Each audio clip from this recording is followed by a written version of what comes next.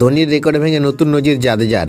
দেশের মাটিতে ফের দাপট দেখালেন টিম ইন্ডিয়া। বন্ধুরা, আপনারা যদি দেখতে চান তাহলে ভিডিওটি শেষ অবধি দেখতে হবে।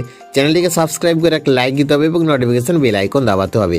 তিনি শুধু মহেন্দ্র সিং ধোনির সতীর্থই নয়, তার অন্যতম অনুরাগী। চেন্নাই সুপার কিংসের দীর্ঘদিন খেলেছিলেন ধোনির নেতৃত্বে, কিন্তু এবার সেই প্রিয় অধিনায়কেরই এক বিশেষ রেকর্ড ভেঙে দিলেন রবীন্দ্র জাদেজা। টেস্ট ক্রিকেটে ছক্কা মারা নিরিখে ধোনিকে ছাপিয়ে গেলেন জাদেজা। সৌরাষ্ট্রের এই তারকা এখন টেস্টে সবচেয়ে বেশি ছক্কা মারা ভারতীয়দের তালিকায় চতুর্থ স্থানে। শুক্রবার আহমেদাবাদের নরেন্দ্র মোদী স্টেডিয়ামে ওয়েস্ট ইন্ডিজের বিরুদ্ধে ব্যাট হাতে দুর্দান্ত ছন্দে রয়েছেন জাদেজা। তিনি 4টি ছক্কা মেরেছেন। সব মিলিয়ে 86 টেস্টে জাদেজার ছক্কার সংখ্যা এখন 79টি।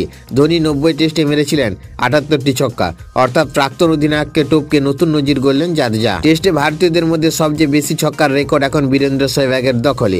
103 টেস্টে 90টি ছক্কা মেরেছিলেন তিনি। দ্বিতীয় স্থানে রয়েছে ঋষভ পান্ট 47 টেস্টে 90টি ছক্কা নিয়ে।